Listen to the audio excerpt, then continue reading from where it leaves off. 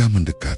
Setiap langkah terasa berat, seolah tanah menarik kakinya untuk mundur. Tapi suara itu terus memanggil, "Aku belum digoreng, Arga. Kalau bukan aku, maka kau gantinya."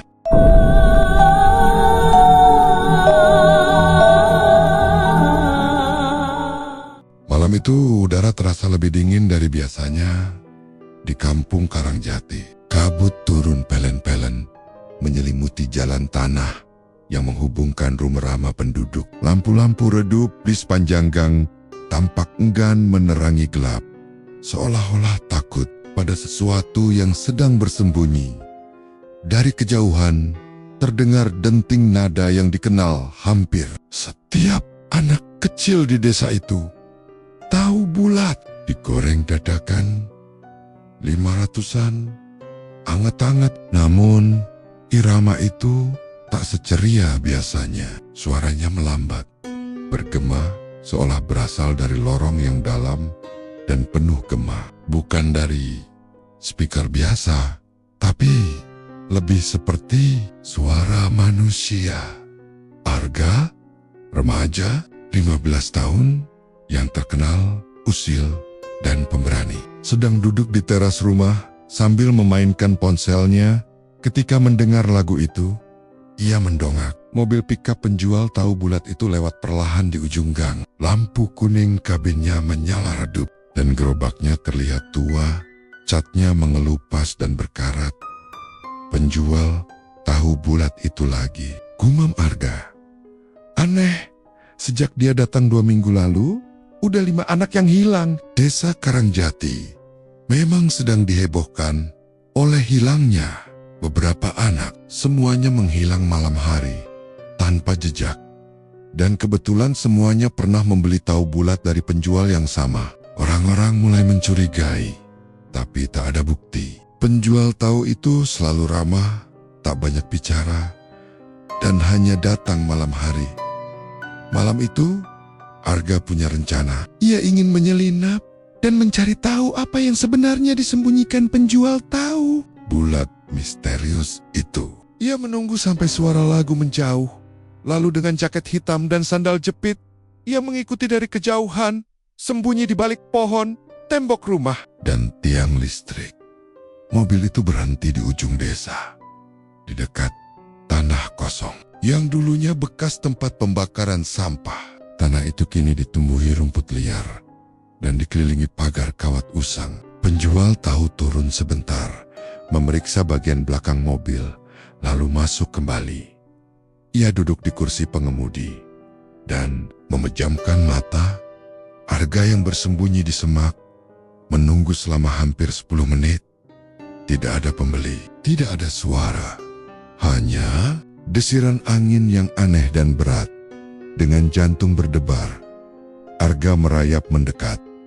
Ia melihat jendela mobil sedikit terbuka. Perlahan, ia mendekatkan telinganya. Terdengar suara aneh dari dalam mobil. Bukan suara mesin, bukan lagu tahu bulat, tapi bisikan. Suara anak-anak, "Bu, aku kedinginan. Aku lapar, tolong pulangkan aku."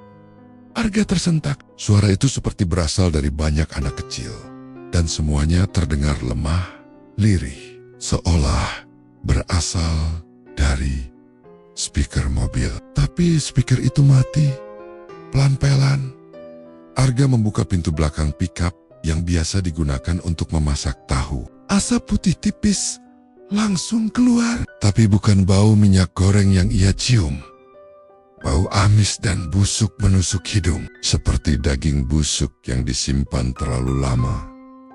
Di dalam bak mobil, ada kompor dan wajan seperti biasa. Namun di sudut bak, ada tumpukan tahu bulat yang belum digoreng. Tahu-tahu itu tampak aneh. Kulitnya keabu-abuan, dan jika diamati lebih dekat, ada urat halus seperti pembuluh darah manusia. Tiba-tiba salah satu tahu bulat bergerak. Arga mundur, nyaris berteriak. Tapi ia menahan diri. Ia menajamkan pendengaran. Dari tahu bulat yang bergoyang itu, terdengar suara tangisan kecil. Arga Arga, tolong aku. Mata Arga melebar. Itu suara Rama, adik tetangganya yang hilang 5 hari lalu. Arga ingin lari, tapi tubuhnya kok. Tiba-tiba, tangan dingin mencengkram bahunya dari belakang. Jangan sentuh tahu-tahu itu, nak. Suara itu dalam, parau, dan berasal dari penjual tahu bulat yang berdiri tepat di belakangnya. Wajahnya kini tampak lebih tua. Matanya hitam seluruhnya tanpa bola putih, dan bibirnya tersenyum tipis. Arga tersentak dan mencoba lari, tapi pria itu memegangnya erat. Kau anak cerdas, tapi terlalu ingin tahu. Mereka yang makan tahu ini tidak hanya kenyang, mereka memberi saya bagian dari jiwa mereka. Anak-anak polos adalah energi terbaik untuk memuaskan yang saya sembah. Arga memberontak, menendang perut pria itu, dan berhasil melarikan diri. Ia terhuyung keluar dari pagar dan berlari secepat mungkin menuju rumah kepala desa. Tapi saat sampai di rumah Pak Lurah, tak ada yang percaya. Esok harinya, mobil penjual tahu bulat tidak terlihat lagi. Tapi Arga menemukan sesuatu di depan rumahnya, sebuah tahu bulat masih hangat dengan coretan darah kecil di permukaannya bertuliskan, "Satu lagi akan digoreng." Malam-malam setelah kejadian itu, Arga sering mendengar bisikan dari arah pohon belakang rumahnya. Suara anak-anak, kadang menangis, kadang memanggil namanya. Tapi yang membuatnya tak bisa tidur adalah satu hal. Setiap kali ia menutup mata, ia melihat wajah Rama menangis dari dalam wajan yang mendidih. Sejak malam ia melihat dan mendengar sendiri kengerian dari dalam bak mobil tahu bulat itu. Arga tak pernah benar-benar tidur nyenyak. Matanya selalu dibayangi suara lirih anak-anak, suara Rama yang seolah terperangkap dalam wajan panas yang mendidih. Ia mencoba meyakinkan orang-orang di desanya, Pak Lurah, guru sekolah, bahkan ibunya sendiri. Tapi semua orang hanya menatapnya dengan wajah kasihan. Sudahlah, Ga. Kamu terlalu banyak nonton YouTube, kata ibunya, mengusap kepala Arga pelan. Kalau kamu stres karena Rama dan teman-teman yang hilang, itu wajar. Tapi jangan menuduh orang sembarangan. Namun, malam-malam berikutnya justru semakin gila. Tiap pukul 2 dini hari, Arga selalu terbangun oleh bau gorengan yang menyengat. Bukan bau lezat seperti tahu goreng di warung. Ini bau menyengat, amis, dan menyesakkan dada. Suara wajan mendesis, "Kersh, kersh," dan suara jeritan kecil yang tertahan. Seakan-akan ada tubuh mungil yang digoreng hidup-hidup. Pada malam ketiga sejak kejadian itu, Arga memberanikan diri keluar rumah saat bau itu kembali menyeruak. Ia menuruni anak tangga dengan pelan, membawa senter kecil, dan keluar lewat pintu samping. Tak ada orang, tak ada penjual tahu bulat, tak ada mobil. Tapi suara wajan masih terdengar semakin keras. Arga mengikuti suara itu dan terhenti di halaman belakang rumah kosong milik Pak Karmin, tetangga yang sudah meninggal 3 tahun. Lalu, rumah itu sudah lama tak berpenghuni. Tapi malam itu, lampunya menyala redup. Pintu dapurnya terbuka, dan dari dalam ada cahaya kuning temaram seperti nyala api dapur. Dan benar saja, suara mendesis makin jelas. "Jangan bodoh, Gek! Jangan masuk! Jangan masuk!" Desis hati kecilnya. Tapi kakinya melangkah juga. Ia mengendap, mengintip lewat jendela dapur yang pecah. Tepat di tengah dapur tua itu, berdiri sebuah kompor batu yang tak pernah ada sebelumnya. Di atasnya, wajan besar mendidih dengan minyak hitam pekat. Di dekat wajan, berdiri sesosok tubuh kurus mengenakan pakaian lusuh, seperti penjual tahu bulat yang ia lihat malam itu. Namun kini, Punggungnya membungkuk ekstrem, dan tangannya panjang menjuntai seperti ranting kering. Makhluk itu sedang menggoreng tahu, tapi bukan tahu biasa. Arga melihat jelas, bentuknya seperti kepala manusia. Kecil, kepala anak-anak, satu persatu digoreng. Dan dari wajan, terdengar suara seperti, panas ... talung. Jangan, jangan. Arga tercekik oleh ketakutan. Tangannya menutup mulut. Tubuhnya gemetar hebat. Ia ingin lari, tapi tubuhnya membeku. Sampai tiba-tiba makhluk itu berhenti menggoreng. Kepalanya berputar perlahan ke arah jendela.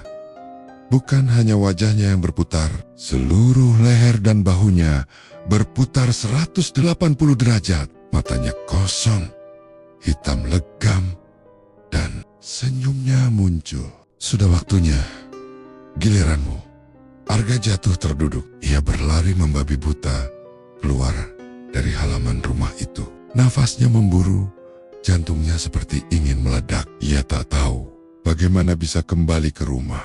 Ketika ibunya menemukan Arga di pagi hari, bocah itu pingsan di teras rumah dengan tangan tergor-gor dan satu telinganya berdarah. Sejak malam itu, Arga berubah.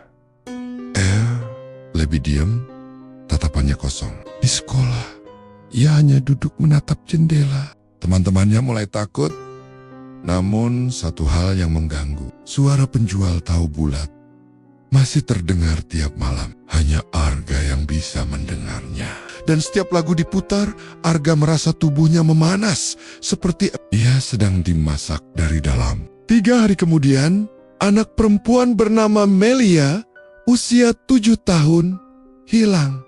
Arga melihatnya sebelumnya. Gadis kecil itu berdiri di pinggir jalan, sambil memakan tahu bulat yang entah dari mana datangnya. Padahal, tidak ada penjual, tidak ada mobil. Melia tersenyum ke arah Arga sebelum menghilang di ujung gang. Keesokan harinya, orang tuanya menangis histeris. Dan Arga tahu, satu kepala lagi telah masuk ke dalam wajan. Arga mulai menulis di buku hariannya. Ia mencatat semua yang ia dengar dari suara-suara malam.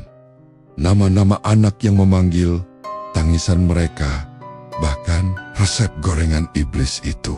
Sampai pada malam Jumat Kliwon, saat bulan tampak seperti mata merah besar. Di langit, Arga mendengar suara baru. Bukan suara anak kecil, tapi suara yang sangat familiar. Suaranya sendiri. Arga, giliranmu malam ini. Ia melihat ke cermin. Bayangannya tersenyum padanya dengan mata yang mulai menghitam pekat. Saat warga desa kembali mendengar lagu tahu bulat bergema di malam itu, mereka keluar rumah dengan heran. Mobil pikap itu lewat pelan. Tapi kali ini bukan penjual tua yang menyetir.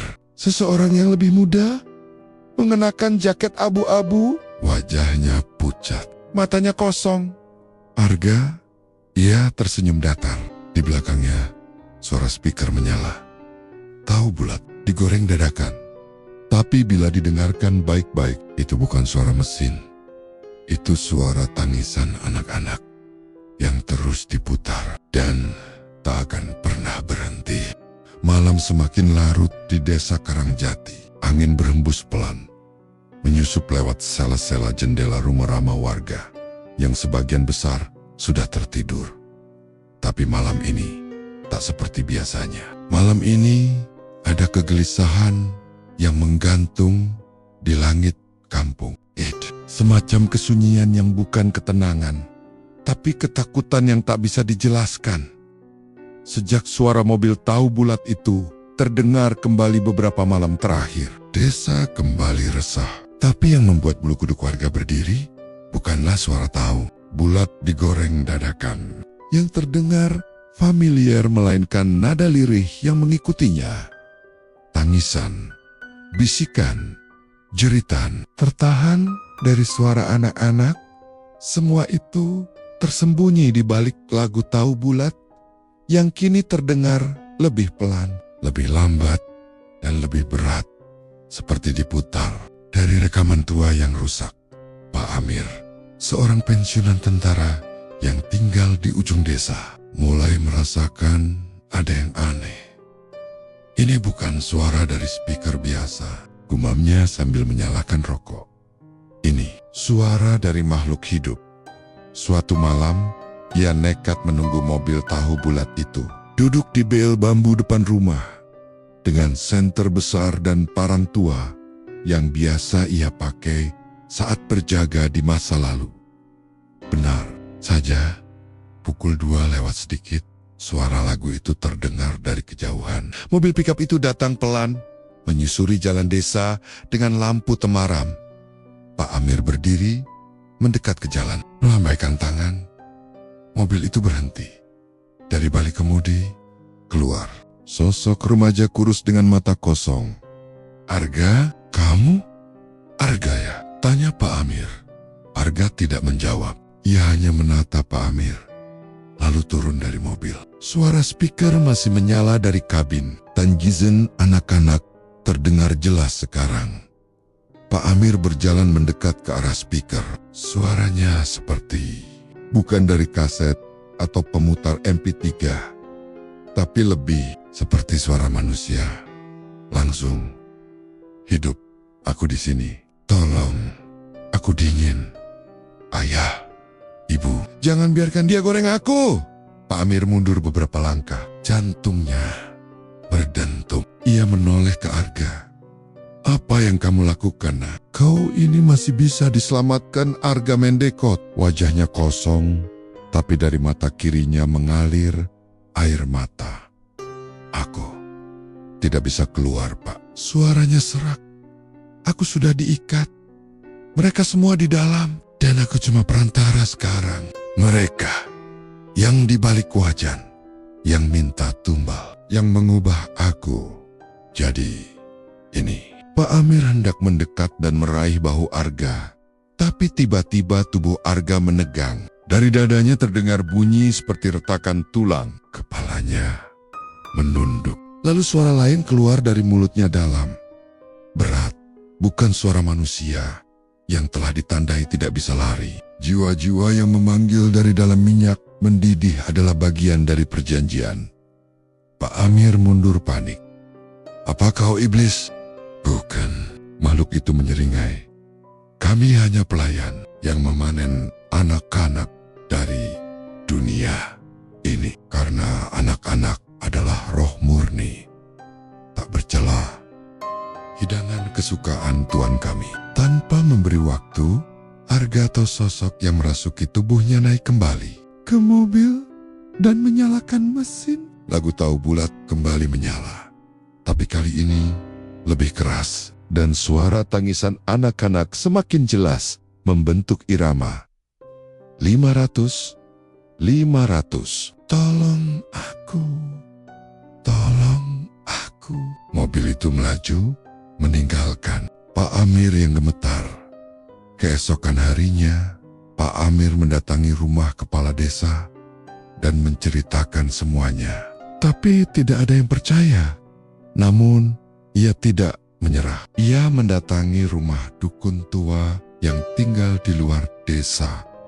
Mbah Wiryo, seorang pria renta yang dulu terkenal, bisa melihat dan berkomunikasi dengan makhluk halus. Mbah Wiryo mengangguk pelan saat mendengar cerita Pak Amir. "Pesugihan seperti ini bukan yang pertama," ujarnya lirih. "Tapi yang ini sangat jahat. Bukan hanya mengambil jiwa, tapi mengurung mereka, menjadikan mereka sumber suara, sumber energi, dan menjual mereka kembali dalam bentuk makanan.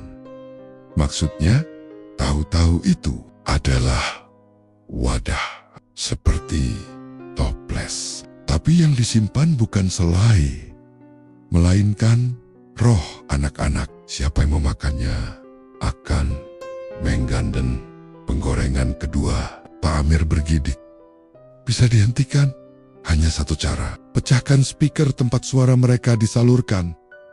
Tapi orang yang sudah jadi perantara harus ikut dikorbankan. Tanpa itu, wajan mereka akan terus berisi dan anak-anak akan terus menangis. Malam itu, Pak Amir kembali berjaga. Ia membawa martil besi besar dan pisau besi pamungkas milik almarhum ayahnya.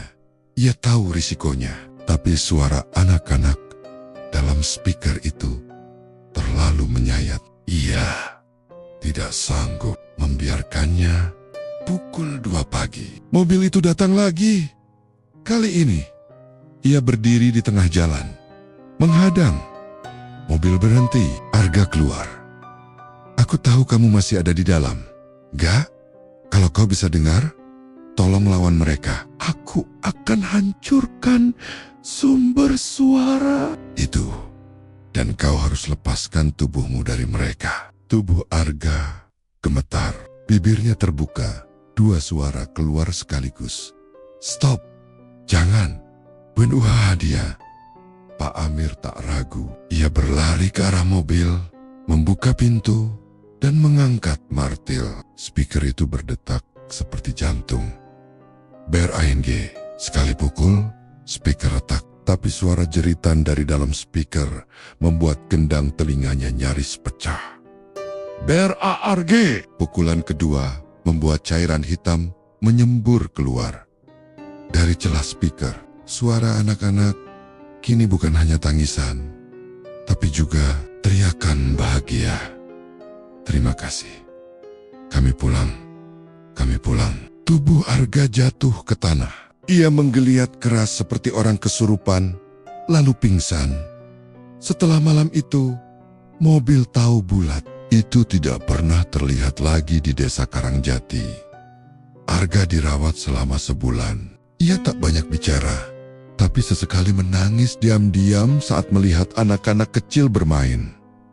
Pak Amir, ia kembali duduk di balai bambunya setiap malam. Tapi kali ini, tanpa parang dan desa Karangjati, akhirnya bisa tidur lagi. Meski begitu, di sebagian malam tertentu, terutama saat angin berhembus dari arah barat dan pohon bambu bergoyang pelan, kadang masih terdengar samar lagu tahu bulat yang diputar dari kejauhan, dan dari balik angin, seolah ada suara kecil yang berbisik, "Aku belum digoreng." Arga duduk sendirian di kamarnya, menatap jendela yang mengarah ke pohon jambu di belakang rumah. Matanya kosong. Sudah lebih dari sebulan sejak peristiwa malam itu malam, ketika Pak Amir menghancurkan speaker kutukan dari mobil tahu bulat. Malam ketika jeritan anak-anak yang terperangkap dalam suara akhirnya meredak. Namun, bagi Arga, semuanya belum benar-benar selesai. Ia tak pernah lupa suara terakhir yang ia dengar saat speaker itu hancur. Bukan tangisan bahagia, bukan teriakan lega, tapi satu suara yang mengendap di ujung kepalanya. Mengendap seperti bisikan kutukan. Aku belum digoreng. Sejak malam itu, suara itu terus datang dalam mimpi. Suara kecil, suara seorang anak. Atau mungkin bukan anak. Ia tidak tahu, tapi nadanya dingin, datar, dan menuntut. Arga, kamu lupa aku. Yang lain sudah pulang. Kenapa aku belum? Aku masih di sini.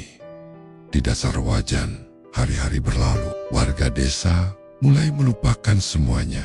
Mereka kembali menjalani hidup seperti biasa. Anak-anak mulai bermain di jalanan, ibu-ibu kembali menggosip di depan warung, dan suara tawa mulai terdengar lagi. Tapi Arga tahu, sesuatu belum benar-benar selesai. Suatu malam, saat hujan gerimis membasahi atap rumahnya, Arga terbangun karena bau yang familiar, bau minyak panas dan amis. Ia duduk di ranjangnya, tubuh gemetar. Arga, kamu belum selesai. Datanglah ke tempat terakhir, tempat aku ditinggalkan.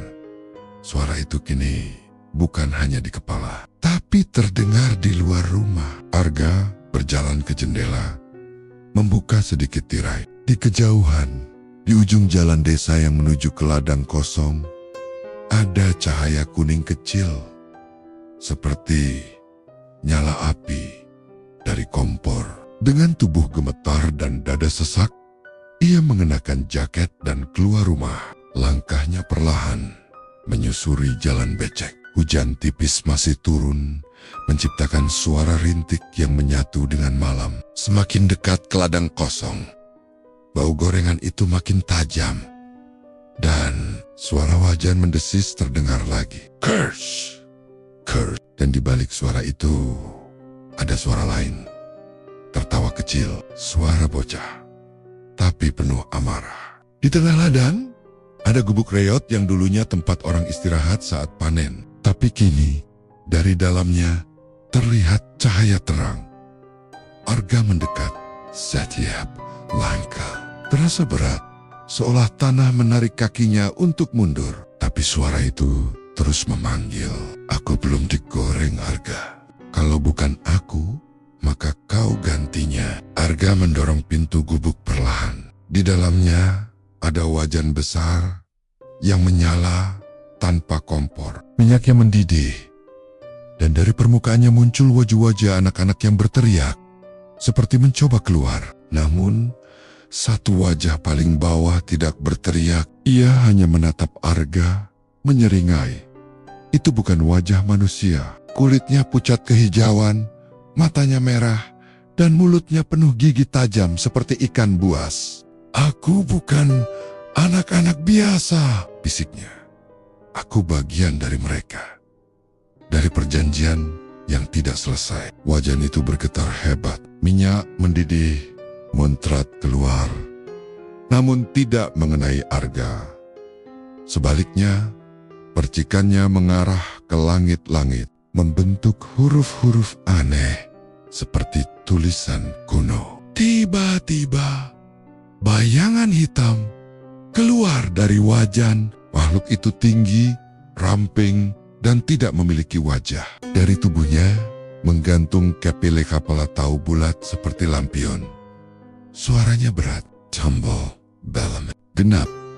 Jiwa yang terakhir masih menggantung, tak bisa pulang, tak bisa pergi, harus dibakar, harus digoreng. Arga mundur, tersandung, dan jatuh ke tanah. Tubuhnya menggigil. "Siapa kamu?" teriaknya. Makhluk itu tidak menjawab, tapi dari wajan, suara anak-anak terdengar lagi mereka. "Yang sudah bebas, Arga! Jangan biarkan dia menggoreng lagi. Dia bukan salah satu dari kami. Dia bukan roh anak." Arga menolak. Sebelah wajan ada botol minyak tanah dan korek api tua, seakan disediakan untuknya. Tangannya gemetar, tapi ia tahu ini perjanjian terakhir yang harus diakhiri. Ia meraih botol dan menyiramkan seluruh isinya ke wajan. Makhluk itu mengamuk, menggeram. Bayangannya berputar dan menabrak dinding gubuk. Arga menyalakan korek. "Kalau aku ikut terbakar, biarlah. Tapi kau ikut lenyap." Ia melempar korek ke wajan. Boom! Api besar menyembur ke langit. Gubuk itu terbakar dalam hitungan detik. Suara jeritan terdengar lagi. Kali ini dari makhluk itu, dan bukan dari anak-anak. Jeritan panjang, lalu hening. Beberapa jam kemudian, warga menemukan Arga pingsan di tengah ladang. Bajunya hangus sebagian, tubuhnya penuh luka bakar ringan. Tapi ia masih hidup. Di sekelilingnya, hanya sisa-sisa arang dan logam leleh. Tak ada wajan, tak ada api, tak ada makhluk. Dan sejak malam itu, suara tahu bulat tak pernah terdengar lagi di Karangjati. Namun, beberapa minggu setelah kejadian itu, di desa sebelah yang hanya berjarak 5 kilometer dari Karangjati, seorang ibu mengaku melihat mobil tahu bulat lewat di depan rumahnya saat malam hari. Ia sempat membuka jendela dan melihat ke dalam. Di kabin, terlihat anak muda kurus dengan luka bakar di wajahnya. Dan dari speaker mobil itu, terdengar suara pelan, tahu bulat, digoreng dadakan. Satu lagi belum digoreng dan malam pun kembali gelap. Malam itu hujan turun rintik-rintik. Jalanan di kampung Karangjati basah dan sunyi. Lampu-lampu jalan berkelap-kelip lemah, seperti ingin mati. Udara dingin menggigit tulang. Namun dari kejauhan kembali terdengar suara saup-saup yang membuat bulu kuduk meremang. Tahu bulat digoreng dadakan, anget-anget. 500-an. Ari, bocah kurus berusia 9 tahun, menggigil di balik jendela rumahnya. Ia belum tidur. Sejak sore, pikirannya terus dihantui oleh kejadian aneh yang menimpa teman-temannya. Sudah 5 anak kecil yang biasa bermain bersamanya, kini hilang entah kemana. Ada yang ditemukan tewas mengenaskan. Tubuhnya kaku dan kulitnya keriput seperti mayat tua. Padahal usianya belum genap 10 tahun. Warga bilang, semua anak itu terakhir terlihat memakan tahu bulat dari penjual keliling yang baru beberapa bulan ini muncul di kampung mereka. Dan kini suara itu datang lagi. Ari menelan ludah.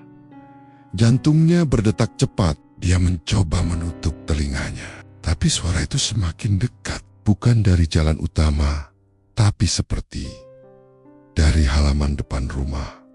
Tahu bulat digoreng dadakan, anget-anget. 500-an. Suara itu terdengar seperti bisikan, namun juga menggema seolah datang dari dasar sumur. Perlahan, Ari mendekati jendela dan mengintip keluar.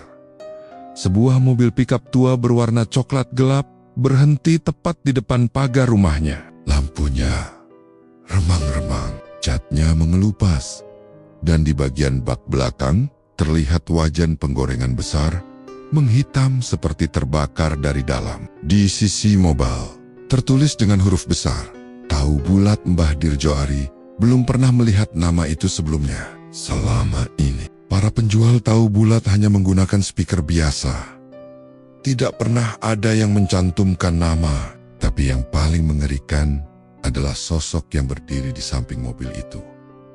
Lelaki tua berpeci hitam, mengenakan baju putih kusam dan sarung lusuk. Wajahnya penuh kerutan, matanya merah menyala, dan di tangannya tergenggam satu tusuk tahu bulat yang mengepul panas. Tanpa suara, lelaki itu mengangkat tusuk tahu ke arah jendela. Matanya menatap Ari dengan tajam, seolah bisa menembus kaca dan membaca ketakutannya. Senyuman lebar terbentuk di wajahnya, bukan senyuman ramah, tapi senyum licik yang menyimpan niat gelap. Ari mundur beberapa langkah, tubuhnya gemetar, namun entah mengapa, kakinya justru melangkah ke arah pintu. Seolah ada kekuatan gaib yang mendorongnya keluar. Suara sang penjual kembali terdengar di dalam kepalanya. Tanpa pengeras suara, tanpa mulut yang bergerak. Makan satu saja, hangat dan enak. Nanti kamu bisa terbang ke langit, bertemu teman-temanmu. Ari menjerit dan berlari kembali ke kamarnya, menutup pintu dan menyelubungi tubuhnya dengan selimut. Ia tak berani mengintip lagi. Namun suara itu terus berdengung di kepalanya sepanjang malam. Ia tidak tidur. Ia hanya menangis dalam diam menunggu pagi keesokan harinya. Kampung kembali gempar. Seorang anak ditemukan di sungai kecil di belakang rumahnya. Terapung dalam kondisi mengenaskan. Tubuhnya kaku, matanya membelalak, dan di tangannya tergenggam kuat sebuah tusuk bambu. Bekas tahu bulat, warga mulai percaya ini bukan sekadar penjual biasa. Ini pesugihan, dan tumbalnya adalah anak-anak. Pagi itu kabut menyelimuti kampung Karangjati dengan lebih tebal dari biasanya. Matahari enggan menembus langit, seolah takut memandangi tanah yang mulai menyimpan terlalu banyak rahasia kelam. Di depan rumah Pak RT, warga telah berkumpul. Wajah-wajah mereka penuh kekhawatiran dan kelelahan. sebagian besar dengan mata merah dan kantuk tertahan. Ari duduk di pangkuan ibunya. Tubuhnya masih gemetar, meski sudah dibalut selimut hangat. Tak ada sepatah kata pun keluar dari mulutnya sejak semalam. Kita nggak bisa diam terus. Pak RT, ujar Pak Surip, bapak dari salah satu anak yang hilang. Suaranya serak, marah, dan penuh luka. 5 anak mati. 5! Dan kita cuma bisa doa-doa aja. Besok siapa lagi? Anak saya yang bungsu? Anak sampean? Pak RT menghela napas dalam. Aku ngerti, Pak Surip. Tapi kita juga nggak bisa asal nuduh. Bisa-bisa. Kita dituntut balik. Masalah ini aneh. Bukan masalah biasa. Ini bukan cuma aneh, Pak. Sahut Bu Tumirah dari pojok. Wajahnya pucat. Semalam saya lihat sendiri, mobil tahu bulat itu berhenti di depan rumah Ari. Saya ngintip dari balik tirai penjualnya. Bukan manusia biasa. Beberapa warga menoleh. Kaget? Maksudmu? Tanya Pak RT pelan. Wajahnya bukan wajah orang. Matanya merah, Pak. Merah menyala dan kulitnya mengelupas seperti daging terbakar. Tapi dia senyum-senyum terus. Ari hampir keluar rumah. Untung cepat sadar. Semua terdiam. Tak ada yang tertawa. Tak ada yang mencibir. Karena mereka tahu, mereka semua juga melihat atau mendengar hal-hal ganjil yang serupa. Hanya saja, terlalu takut untuk mengakuinya. Kalau ini pesugihan, kata seorang kakek tua dengan suara berat dari barisan belakang. Maka harus ada yang bertindak, harus ada yang putuskan rantainya sebelum semua anak habis. Semua mata tertuju padanya. Kalian masih ingat Mbah Resna? Tanyanya lirih. Dukun tua yang tinggal di ujung kebun bambu. Orang bilang dia sinting. Tapi kalau ini urusannya makhluk halus, cuma dia yang bisa bantu. Pak RT menunduk. Nama Mbah Resna sudah lama dianggap tabu. Sejak puluhan tahun lalu, dukun perempuan itu dikucilkan karena dianggap mempraktikkan ilmu sesat. Tapi dalam situasi seperti ini, bahkan yang paling tabu pun mulai terdengar seperti harapan terakhir. Sore harinya, 5 orang warga Pak RT, Pak Surip, Bu Tumirah, dan 2 pemuda kampung berjalan pelan, menyusuri jalan setapak menuju rumah Mbah Resna. Ari tetap di rumah, dijaga ibunya, dan beberapa warga lainnya. Jalan menuju kebun bambu sunyi, penuh kabut, dan udara di sana terasa lebih dingin dari biasanya.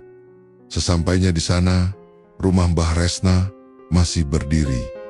Meski nyaris runtuh, atapnya bocor, dindingnya ditumbuhi lumut, dan bau dupa menyengat dari dalam. Tanpa diketuk, pintu rumah itu terbuka sendiri, berderit pelan.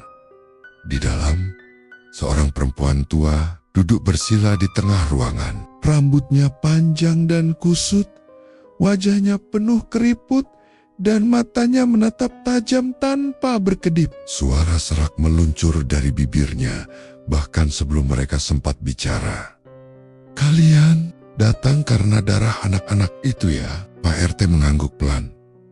Mbah, penjual tahu bulat itu, kami percaya dia bukan manusia.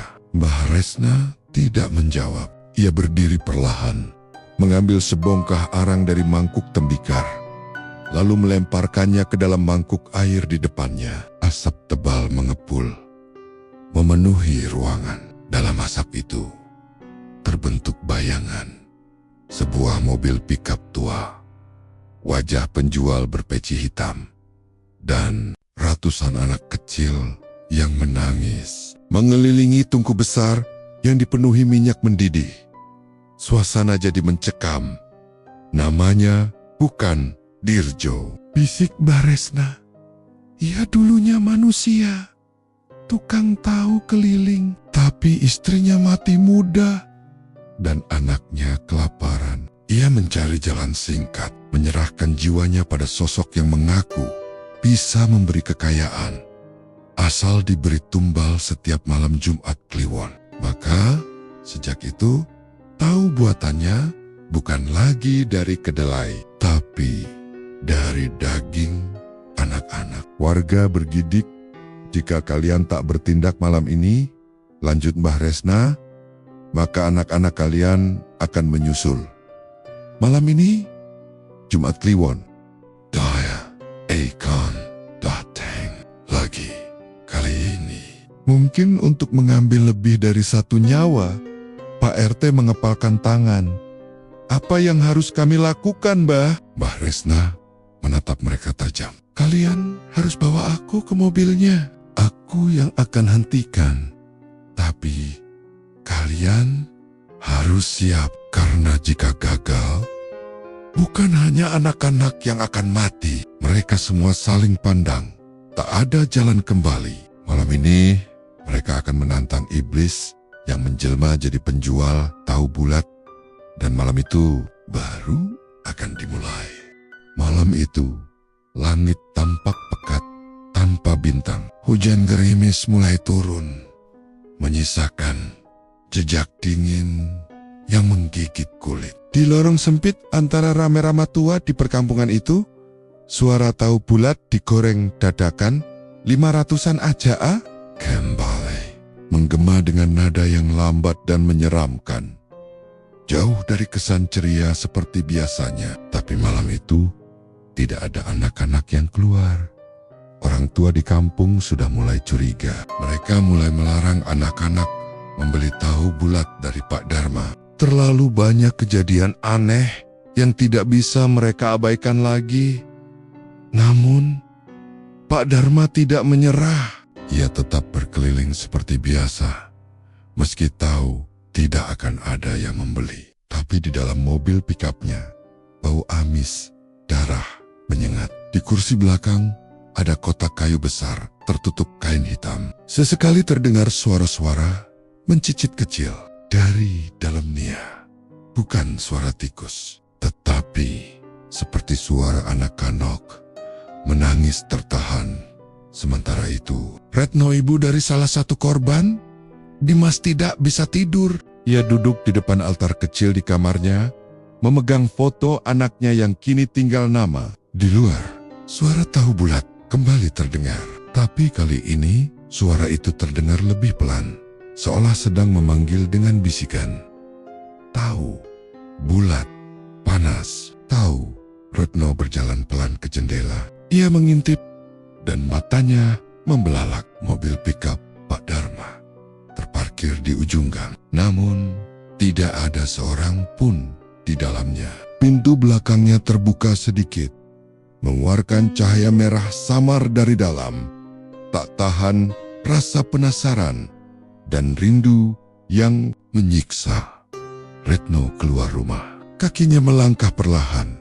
Tubuhnya gemetar antara takut dan dorongan naluriah seorang ibu. Tapi saat ia mendekat, ia melihat sesuatu bayangan kecil. Sosok anak-anak dengan wajah pucat berdiri berjajar di samping. Mobile, matanya kosong, tubuhnya kaku. Mereka seperti patung hidup. Retno menahan napas. Ia mengenali wajah-wajah itu. Itu Dimas dan Tomontemonia. Anak-anak yang hilang, Dimas? Bisiknya pelan. Sosok anak itu menoleh, tapi matanya hitam pekat tanpa bola mata. Wajahnya seperti tersenyum, namun senyum yang bukan manusiawi. Mulutnya terbuka sedikit, dan dari dalamnya keluar suara serak, bukan suara anak kecil, tapi suara tua dan berat.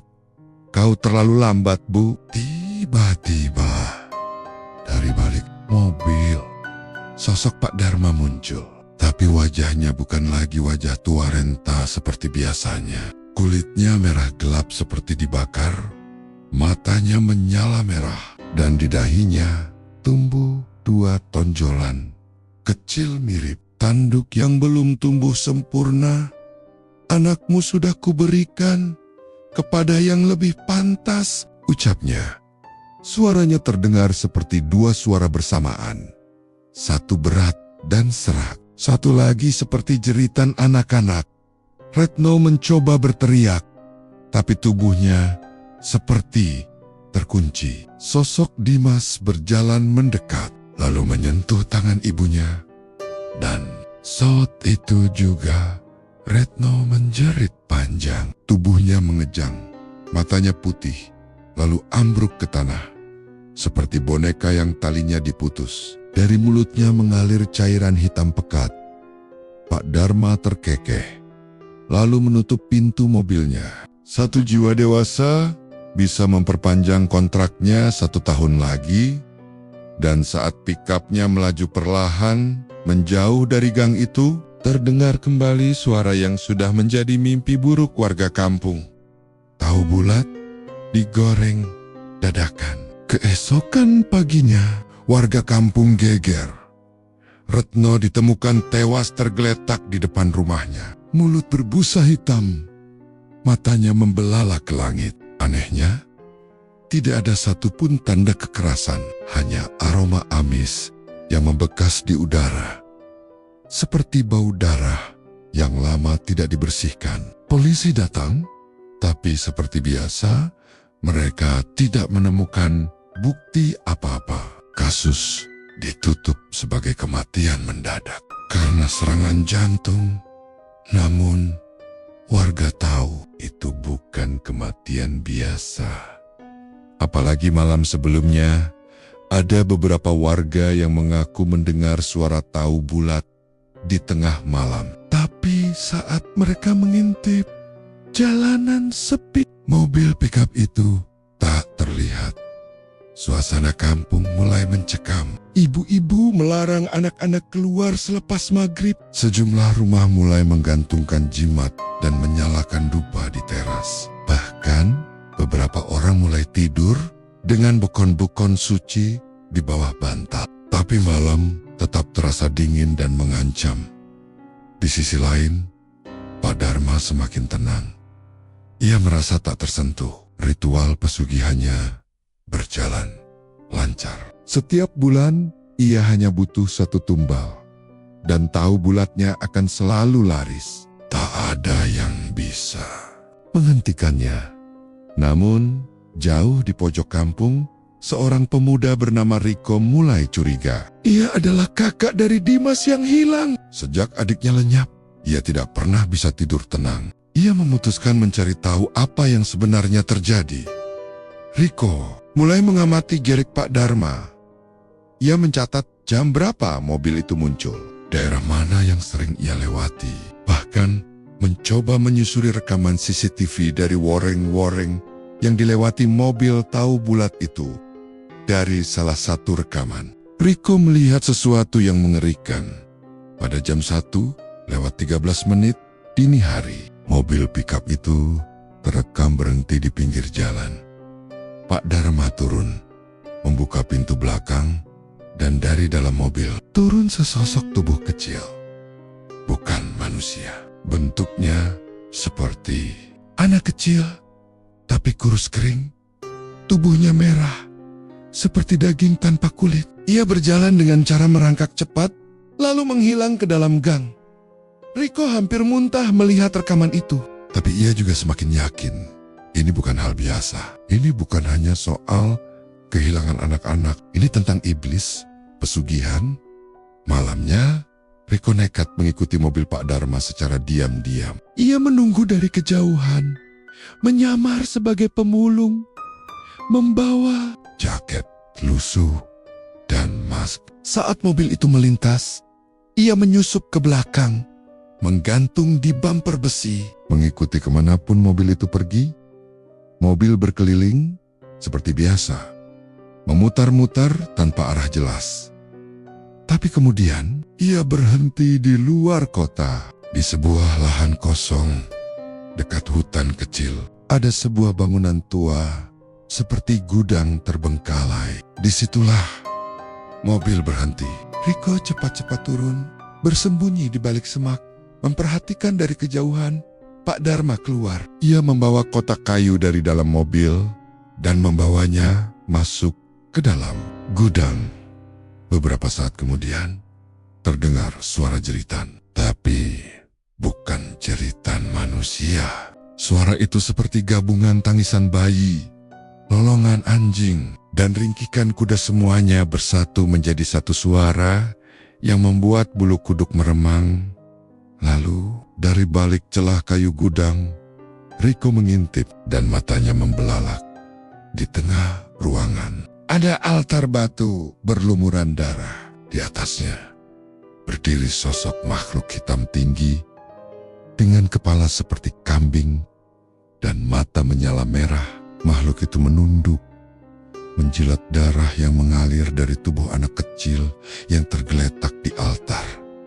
Pak Dharma bersujud di hadapan makhluk itu, lalu melemparkan sesuatu dari kantong kain gumpalan daging merah dan potongan rambut anak-anak.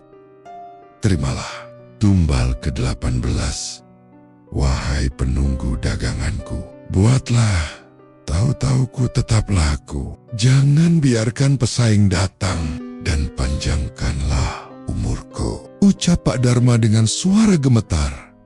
Makhluk itu mendekatkan wajahnya ke arah Pak Dharma, lalu berkata dengan suara berat yang mengguncang tanah, "Satu lagi bulan depan, tapi kali ini bukan anak kecil. Aku ingin darah dari yang sadar, dari orang yang datang sendiri." Pak Dharma mengangguk patuh. Riko yang melihat semuanya menahan napas, tapi sebelum ia bisa mundur, kakinya menginjak ranting. Kerak! Pak Dharma menoleh cepat, matanya menatap langsung ke semak tempat Riko bersembunyi. Siapa di sana?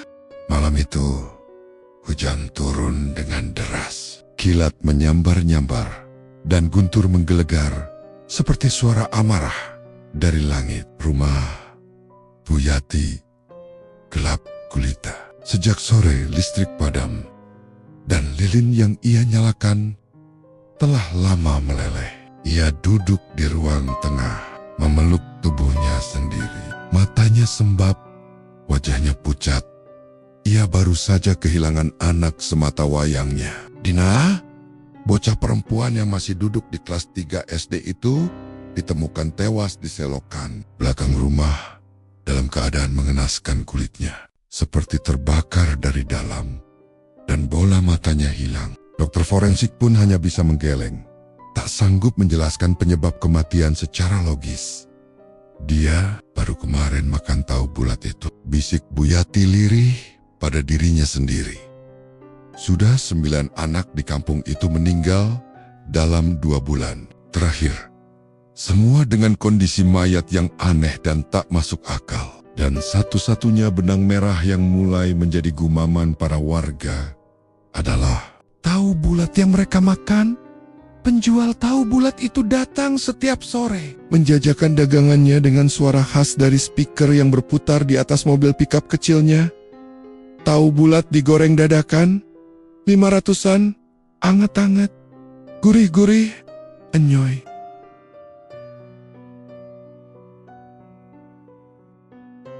Namun, kini warga sudah mulai takut. Beberapa ibu-ibu mengusir pickup itu ketika ia masuk ke gang. Tapi entah mengapa, penjualnya tetap selalu bisa muncul.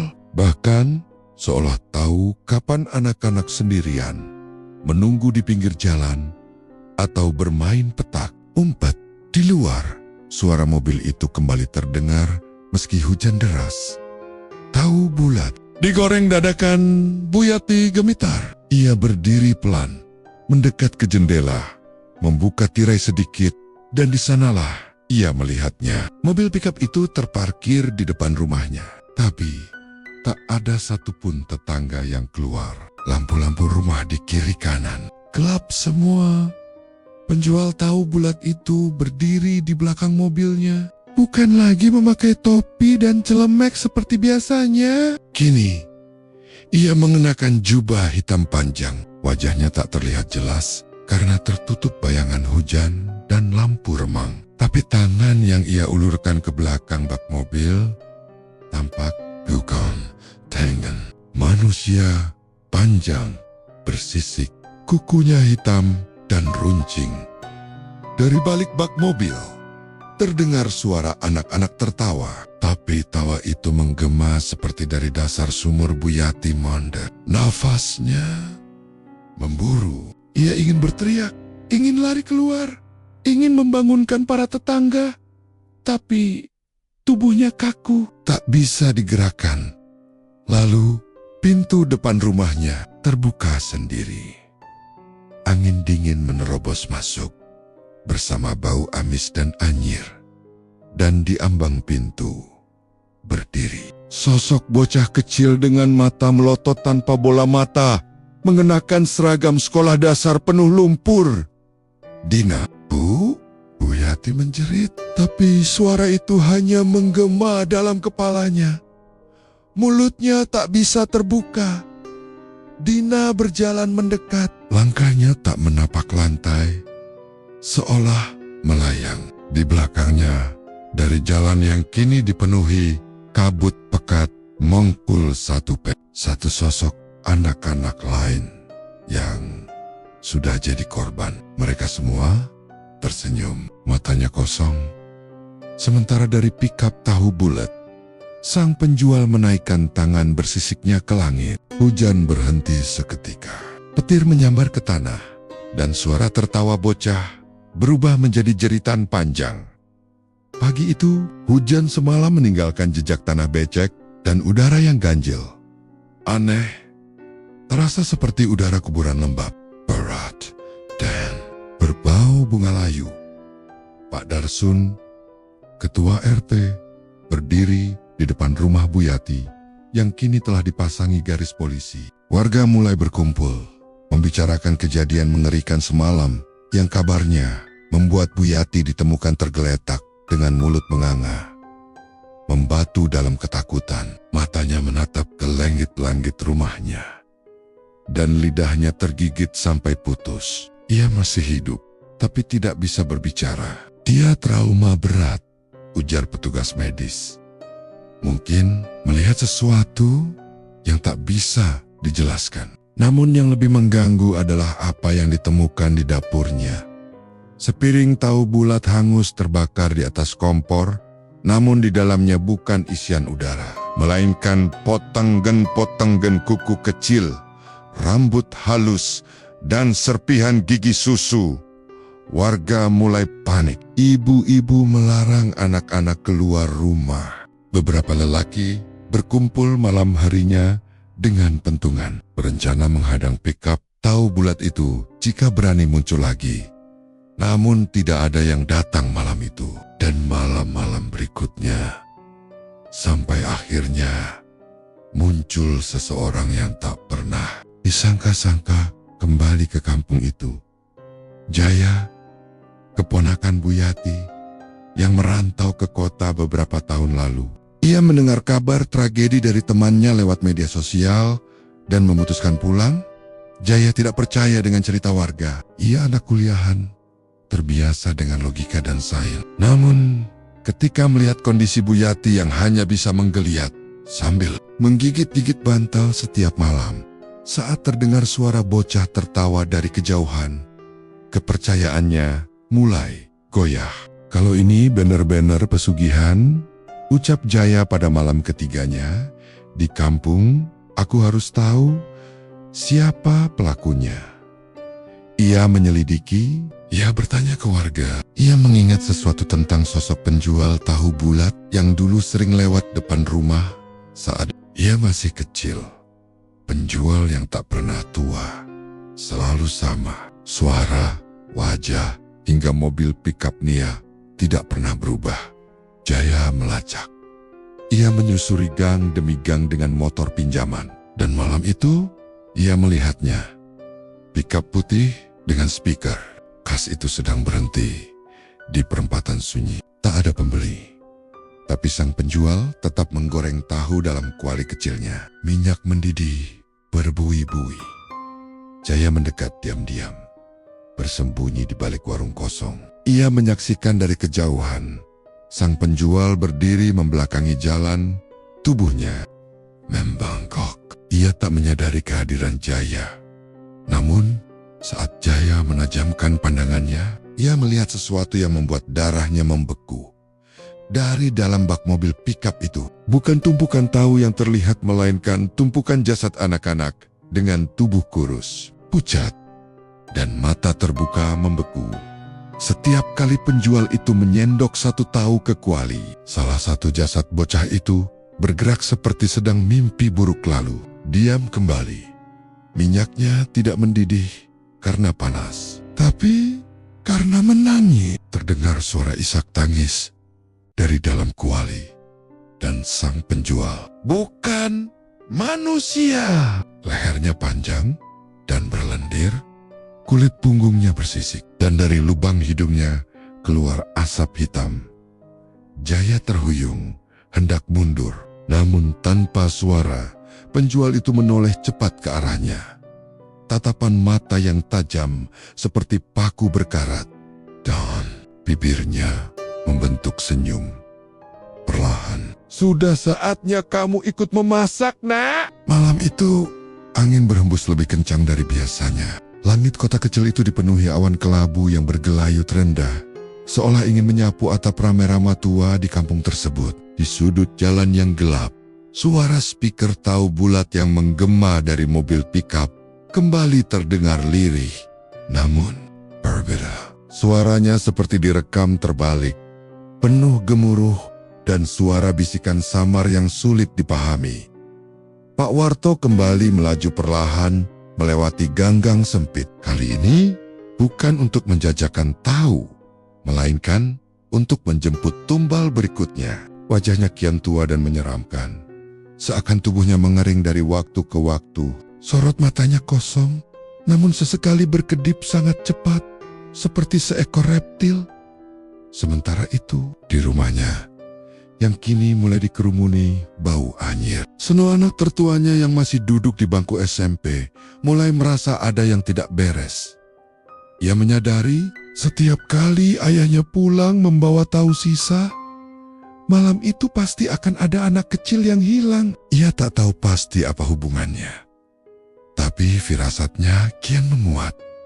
Seno diam-diam mengikuti ayahnya malam itu, menyelinap di antara gelap dan hujan gerimis. Ia menyusuri jejak mobil pickup yang bergerak perlahan, hingga berhenti di sebuah tanah kosong di pinggir kebun bambu. Dari balik semak, ia melihat sesuatu yang membuat tubuhnya gemetar. Ayahnya tidak sedang berjualan. Ia turun dari mobil sambil membawa satu baskom besar tahu bulat, lalu mengeluarkan sesuatu dari balik kursi pengemudi sebuah boneka kecil yang terbuat dari rambut manusia. Matanya dari kelereng putih dan bibirnya dijahit dengan benang hitam. Di dekatnya, sebuah lingkaran merah darah tergambar di tanah, dikelilingi oleh tulang-tulang kecil yang terbakar. Tiba-tiba, terdengar suara anak kecil menangis dari dalam mobil. Seno menutup mulutnya sendiri, tak berani bersuara. Dari arah gelap, sesosok makhluk tinggi dan kurus muncul perlahan. Tubuhnya berlapis kulit hitam mengilap, matanya merah menyala, dan lidahnya menjulur panjang seperti ular. Makhluk itu berjalan pelan menuju Pak Warto, mengambil boneka dan tahu dari tangannya. Pak Warto menunduk dalam-dalam. "Tumbal malam ini, cucu Bukarni. Dia makan 2 tahu. Makhluk agung." Makhluk itu hanya tertawa. Suaranya seperti daging disobek, kasar. Seno nyaris pingsan, namun ia berhasil menahan diri. Ia memutuskan lari sebelum dilihat, namun ranting yang diinjaknya patah dengan bunyi nyaring, dan kepala makhluk itu langsung menoleh ke arahnya cepat, seperti burung hantu. Siapa itu? Seno berlari sekuat tenaga. Jantungnya seakan pecah. Ia tak tahu apakah ia selamat atau tidak. Tapi malam itu, untuk pertama kalinya, ia sadar bahwa keluarganya telah terikat perjanjian yang jauh lebih kejam daripada yang pernah ia bayangkan.